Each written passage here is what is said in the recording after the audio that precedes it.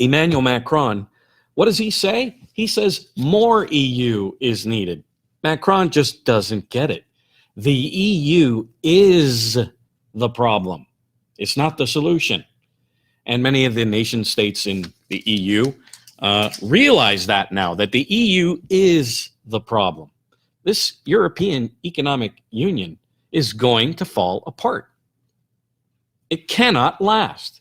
And it's built after the old Soviet Union model, because the EU was pretty much formed by socialists, the Nationalist Socialists in Germany, the Nazis. The EU is a Nazi Plan B. And we prove that to you in our booklet, The Beast in Prophecy. Read our booklet, download it. Maybe after this live stream, I'll put the links to The Beast in Prophecy and the Middle East in Prophecy. I'll put those links down. And you can download it from there, those booklets, and read The Beast in Prophecy. The EU is a Nazi Plan B. The card-carrying Nazi industrialists in the Ruhr, they took off their Nazi uniforms, put on business suits, went right back into power, and formed the EU. And before that, the Nazis already had this EU, just in case the Nazi idea, the Nazi plan didn't happen. They had this Plan B all mapped out and formed already, a European Economic Community. The Nazi regime fell. They took that idea, which is a Nazi idea, went back into power and formed the EU. And that's why it's still the sixth head of the beast. And now it's going to come apart. It's formed just like the old Soviet Union. The Soviet Union fell apart. Socialism doesn't work. And now we're seeing cracks in the seams. And we've been saying since 1999, the EU is going to come apart. At the time when everybody said that that would never happen, we said it was going to happen. And ladies and gentlemen, it is happening right now. Now I want to show you Revelation, the 17th chapter. And it says in verse 1 that John, the angel with the seven vials, talked to him, and he said to me, "Come hither.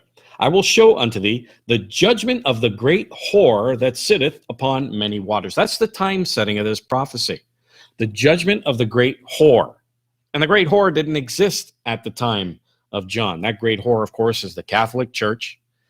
And the Catholic Church was formed after John's time, when it went apostate, and then eventually Justinian made the Catholic Church, they had an alliance, church-state government with the alliance, and this is why we see the horse sitting on the beast having 7 heads and 10 horns. So John is projected forward into time, at the time of the judgment of the great whore. Now, when is that? Well, notice verse 9. It says, "The 7 heads are 7 mountains on which the woman sitteth. And there are 7 kings. 5 are fallen. 1 is," that's the 6th head of the beast. 1 is, and that's the judgment of the great whore. During the time of the end of the 6th head of the beast and the 7th head of the beast, because it rides the 7th head as well. So the judgment of the great whore takes place during the 6th and 7th head of the beast, the end time. So this prophecy is taking place not in John's time, but in the end time, during the 6th and 7th head of the beast. And so it's the judgment of the great whore. Now it says, "The 7 heads are 7 mountains on which the woman sitteth." And when you look at Daniel, the 2nd chapter, a mountain is a symbol of a nation. And mountains rise, peak, and fall. Now, we show you in that booklet, The Beast in Prophecy, that these are, the 7 mountains are the 10 horns in Daniel 7. 3 got plucked out by the roots by the little horn, which is the Pope. And then the Pope reigned with the last 7 of the 10 horns. And these 7 horns are the Holy Roman Empire. It says 5 are fallen, which is true. Justinian, Charlemagne, Otto the Great, the Habsburgs, and Napoleon. Those are the 5 that are fallen. 1 is, this is our day today. The 6th head started in 1870 with William I of Prussia and King Victor Emmanuel, and it peaked during the time of Hitler and Mussolini. And now we're on the downward slide of the EU. The EU is the Nazi plan B. One is, and the other is not yet come, but when he cometh, he continues a short space. And this is how we know that the EU is going to come to an end. Notice, it says in verse 12, it says, and the 10 horns which thou sawest are 10 kings, which have received no kingdom as of yet, but receive power as kings 1 hour with the beast. And it says, these have one mind, and shall give their power and strength to the beast. So here we see nation states, sovereign nation states, individual states that give their power and strength to the beast, which is the seventh head and the final head of the beast. These shall have one mind and give their power and strength to the beast. These shall make war with the Lamb, and the Lamb shall overcome them, for he is King of kings and Lord of lords, and those that are with him are called, chosen, and faithful. So the 10 horns are the 10 kings, which correspond to the 10 toes of Daniel 2 at the end. And it's mixed with the miry clay. Those are the Black African, North African nations that we have identified in that booklet, The Beast and Prophecy.